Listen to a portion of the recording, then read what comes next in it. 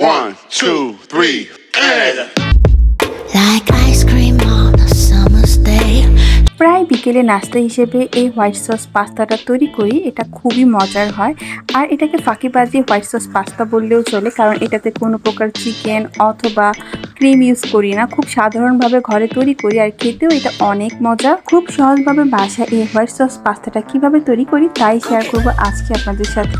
এই পাস্তাটা বাটার দিয়ে করলে সব থেকে বেশি ভালো হয়। যখন বাটার থাকে বাটার দিয়ে, নয়তো তেল দিয়ে করা যায়। 2 টেবিল চামচের মতো তেল দিয়েছি এবং এতে সামান্য রসুন কুচি দিয়েছি। এখন রসুনটাকে হালকা করে ভেজে নিতে হবে, একেবারে ব্রাউন করে ভাজা যাবে না। এখন এর মধ্যে 1.5 টেবিল চামচের মতো ময়দা দিয়েছি, আর এটাকে কিছুক্ষণ তেলের মধ্যে ভেজে নিতে হবে যে পর্যন্ত ময়দার কালারটা চেঞ্জ না হয়। এই সময় চুলার আঁচ মিডিয়াম লো রাখতে হবে।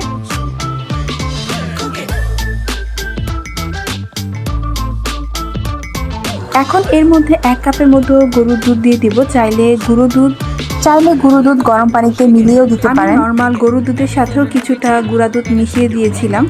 এই হোয়াইট সস পাস্তাতে আমি আরও 1 কাপের মতো গরুর দুধ ইউজ করবো, কিন্তু সেটা পরে। প্রথম 1 কাপ দুধ দিয়ে অনবরত নেড়ে হোয়াইট সস তৈরি করে নিতে হবে। এই পর্যায়েও চুলার আঁচ মিডিয়াম লো থাকবে। এখন হোয়াইট সসটাকে কিছুক্ষণ রান্না করে বাকি উপকরণগুলো এর মধ্যে দিয়ে দিব। সস তৈরি করার আগে আমি পাস্তাটা সিদ্ধ করে নিয়েছিলাম কিছুটা লবণ দিয়ে। এখন এর মধ্যে স্বাদ মতো লবণ দিব। তারপর সসের সাথে ভালো করে পাস্তাটাকে মিক্স করে নিব।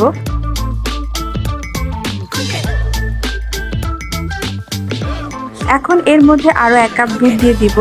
পরে এই দুধটা দেওয়ার কারণ হচ্ছে হোয়াইট সসটা খুব ভালো করে পাস্তার মধ্যে যায়, তো পরে খেতে খুবই মজা লাগে। এখন সবগুলো উপকরণ ভালো করে মিক্স করে নেব এবং বাকি উপকরণগুলো দিয়ে দিব। প্রথমে 1/2 টেবিল চামচের মতো চিলি ফ্লেক্স দিয়েছি। এখন এর মধ্যে 1/2 চা চামচের মতো গোলমরিচের গুঁড়া দিয়েছি। আবারও সবগুলো উপকরণ ভালো করে মিশিয়ে নিচ্ছি। যতই পাস্তাটা জাল হবে ততই কিন্তু গাঢ় হতে থাকবে। এরপর এর মধ্যে দিয়েছি 1.5 টেবিল চামচের মতো চিনি, এটা স্বাদ অনুসারে দিতে পারেন। এরপর এর মধ্যে কিছুটা চিজ দিয়েছিলাম, এটা না দিলেও চলে, এটা ছাড়াও খেতে খুব মজার হয়। এতে আরও দিয়েছি 1/2 টেবিল চামচের মতো অরিগানোটা আর চিজটা অপশনাল, এটা ছাড়াও খেতে খুব মজার হয়। চিজের পরিবর্তে কিছুটা গুঁড়া দুধও দেওয়া যায়। এখন কিছুক্ষণ এটা রান্না করে নিলেই তৈরি হয়ে গেল খুব সহজে ফাঁকিবাজি হোয়াইট সস পাস্তা।